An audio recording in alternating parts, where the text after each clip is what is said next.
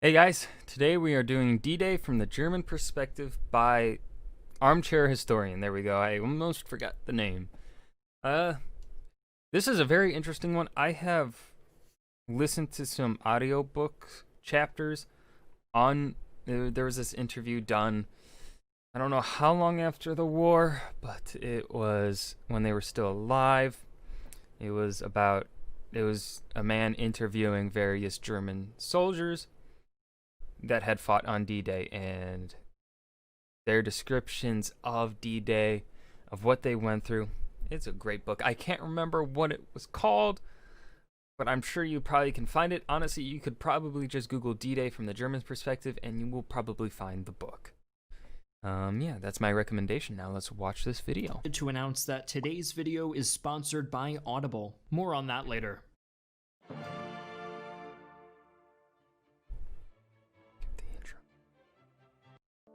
You're probably already familiar with the iconic Normandy landings, but chances are you're more familiar with the experiences of those who landed on the beaches as opposed to that of the defenders. Yes. And this is fairly understandable.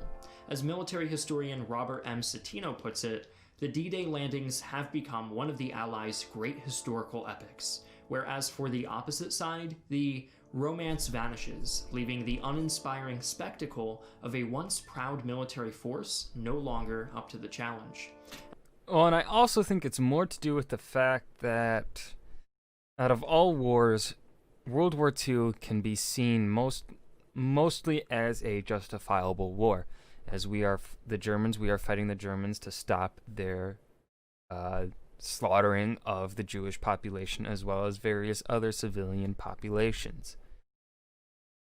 And in Japan, we are essentially doing the same thing. We are stopping the Japanese slaughter of Koreans and Chinese innocents, as well as their domination then of the seas. It is a mainly defensive war for the Americans and the Allied nations. But to then talk about the German side, it's very iffy, because if you talk about the German side, sometimes people are afraid to humanize them because of the side that they fought for, because they fought for the Nazis, albeit a lot, especially on D-Day, there was a significant amount of troops that were forced to fight, be they Czechs or just old men, young boys forced to fight for the German side.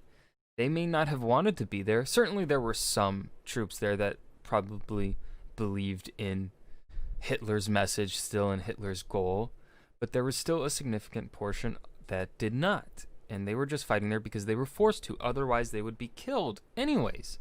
So it's either you just want to get shot in the back of the head, or do you want to take the chance and possibly live if you just go to D-Day or go to the Normandy beaches to defend the Atlantic Wall.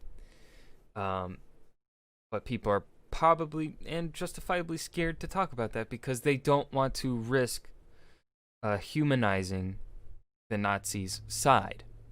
Because obviously what they did was the bad ones, the SS and the like, they are awful beings. But we need to remember that there were just regular common soldiers like you and I just fighting on those front lines as well, that were probably forced to be there and did not want to be there. As one can expect, this leaves any military history enthusiast short on information about the Axis perspective in this battle. To be absolutely clear, our intent is not to sympathize with the Nazi regime, Exactly what I was just explaining. Or its ideology. And it is sad, honestly, that it is very sad and disheartening that you have to outright explain, hey, I'm not sympathizing with the Nazis here. I am just trying to explain a certain perspective that we do not get to hear from a lot because of this idea that we are sympathizing with them. Should we just explain the experiences of a common soldier? Like, no, that's not how it works. You're just trying to get a greater understanding of what the war was like for all involved, because then that gives us a greater in-depth meaning into not only Nazi Germany and the atrocities that they caused, and how known to the everyday German person that those atrocities were, but it also gives greater context to how they viewed the war, and that is very important in understanding the choices made during the war. Simply interested in uncovering the human element of the less talked about side in this near mythological clash. First, we'll need to provide context before discussing the landings at Normandy. The confrontation on the Atlantic shoreline was long in the coming. As early as autumn of 1943, Hitler had gathered his chiefs of staff and told them that all signs point to an offensive against the Western Front no later than spring 1944. But spring passed and the Allies had yet to strike, making the atmosphere for the Germans almost unbearably tense. It didn't help that Field Marshals von Rundstedt and Rommel, the two men charged with protecting the Atlantic coast, fundamentally disagreed over the issue of tank placement. Rommel knew that because the Luftwaffe was occupied on the Eastern Front, keeping panzer divisions stationed inland, as von Rundstedt ordered them to do, was folly. The North African campaign taught him that without air superiority, moving tanks across the countryside was a near impossible task. The German soldiers, meanwhile, did the only thing they could do to mask their apprehension. They made jokes. One went something like, if you see a black plane, it's British. If you see a white plane, it's American. When you see nothing at all, it's the Luftwaffe. The others among them, who were Polish, Georgian, and Soviet prisoners impressed into Nazi service, called Yes, I forgot to mention that alongside the Czechs, there were literal prisoners being forced to fight for the Germans, which is so weird. The Ostlegionen probably weren't in the mood for making jokes, having been dragged hundreds of miles away from their home countries. They, along with the German soldiers who had been wounded in action, made up a significant portion of soldiers stationed on the Atlantic coast. By the time the invasion broke out, some of these troops had not been fed for several days. One soldier, Paul Goetz, who was only 17 at the time, recalls the following. I hadn't had any food or water for 3 days, so around 6 a.m. I walked to a village and begged for milk. The French there knew me, but this time they said, "Go away, the Allies already landed with tanks." It seems that at this juncture, the French no longer felt the need to be as friendly to their occupiers. To make matters worse for the German side, they lacked not only food and supplies, but directive in the immediate lead-up to D-Day. Having been convinced that the Allies wouldn't dare cross the Channel in June because of poor weather conditions, Rommel had gone home to celebrate his wife's birthday and to subsequently meet with Hitler. Von Rundstedt opted not to disturb Rommel because of his mistaken belief that the paratrooper landings, which took place on June 5th, a day before the naval invasion, were a ploy to distract the Germans from the real Allied target, Calais. By the time Rommel arrived on the evening of June 6th, it was too late. All 5 of the landing sites the Allies selected were secured. Operation Fortitude, the Allied deception strategy. Yes, as he's explaining right now, Operation Fortitude. I think it is fair to believe, on the German perspective, on a military tactical level, that it is fair to believe that an invasion of Calais was possible. That is the closest landing point to the British island. So it would have been pretty easy to have a bunch of planes provide aerial support as well as naval support in that area. So I think it's completely believable that they would fall for it. Strategy had done its work. Now that we understand the lead up to this momentous event, let's take a look at the Normandy landings through the German soldiers' perspective. The location we'll be evaluating in this video is codenamed Utah Beach. It is one of the 5 landing sites that the Allies chose for their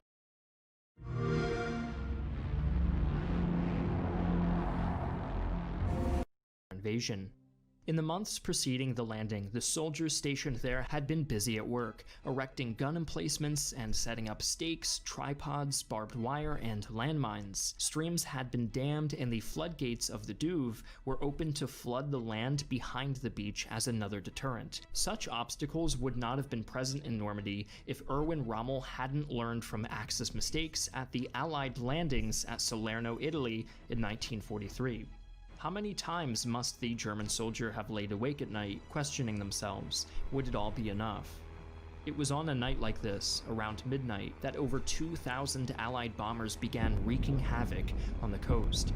The effectiveness of the bombing raid on the night of June 5th is disputable, but unlike bombing raids of the past, there was further escalation.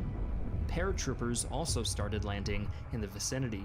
Skirmishes between the paratroopers and the defenders continued until the sun came up, but by that point, it became clear that the paratroopers had not come alone. A wall of ships was slowly coming into view on the horizon, and a naval bombardment commenced. Paul Goetz, the same soldier we referred to earlier, said this of the scene. As soon as we walked over the dunes and saw thousands of ships and all those landing boats and barrage balloons, I knew the war was lost. Who could blame him for his hope vanishing? All around him, buildings crumbled and domesticated animals ran freely. But whether they clung to hope or not, the defenders were still prepared to put up a fight despite the chaos unleashed around them. With minimal air support, they knew it was up to them to try to stop the Allied advance. At least a few soldiers must have been glad to finally face action, liberated of that feeling of not knowing when the inevitable would come. True. I think that fear of not knowing when it would come is probably greater than actually seeing it in front of you. So you never know when it'll come. It could come when you're sleeping or something, and then you're screwed. Or, you know, that's just a fear I don't think I could ever understand because I am not a soldier, so... Joseph B., a staff sergeant, wrote this. Finally, the hour has come. Although it had to happen and was foreseeable, it impressed me a lot. Of course, it is not a trifle. For sure, these hours the greatest battle is taking place that the world has ever seen. Hopefully, fortune is with us now. Many of the soldiers away from their positions tried to regroup amid the maelstrom. Those that did make it converged in fortified bunkers, equipped with mounted machine guns and anti-aircraft flak guns. However, they could only fire upon the invaders in vain, as waves and waves of troops landed on the beaches. When US soldiers inevitably closed in on the bunkers, incendiary weapons like flamethrowers and white phosphorus were used with great effect. Arms experts at globalsecurity.org write, "These weapons are particularly nasty because white phosphorus continues to burn until it disappears. If service members are hit by pieces of white phosphorus, it's a it nasty can burn weapon. right down to the Whoa. bone." Just on Normandy, 5 American Medal of Honors were given in part to the usage of white phosphorus grenades. By the end of the morning on June 6th, most of the resistance points in all of the beaches had fallen to the Allies, allowing their armored divisions to support the infantry's inland advance. Much like at Utah Beach, German forces at Sword Beach had to contend with paratroopers who had dropped behind their lines and captured critical points. Helmut Römer, a German soldier captured after hiding for 36 hours, wrote, "We were exhausted, and we decided to hand ourselves over to the British." At Gold Beach, the defenders were severely weakened by an aerial bombardment and therefore were defeated within an hour. At Juno Beach, the Canadian troops managed to not only secure their objective, but they also marched further inland than any other landing party. Finally, at Omaha, German resistance was the most effective because of how close the bunkers were placed to the shore. But with so many troops landing, the German defenders at Omaha were also overrun. If you'd like to learn more about the events that brought Hitler's ruin with some... So, I think that's gonna be it for that's it for the video. I'm gonna be honest, this didn't really seem like a video on the German perspective. It seemed like he was possibly holding back on talking too much about the German perspective because he was rightly probably scared of being thought of as sympathizing with the German side, the Nazi side. I personally would have liked to have seen more quotes and just a greater in-depth talk about the German perspective, but I can understand why it was not present, especially in a roughly 8-minute and 30-second video. This felt more like a discussion, a lecture on just the overall landings of D-Day and not necessarily, like I said, the German perspective. But looking at it just as a discussion slash lecture on the naval landings at D-Day with a couple tidbits of German perspective in there. I think it's a great video, especially how much it can cover in 8 minutes and 30 seconds. So, aside from that, I think it's a good video. And yeah, gonna stop it there. Thank you for watching. If you enjoyed, remember to hit that like button and subscribe for more. Thank you.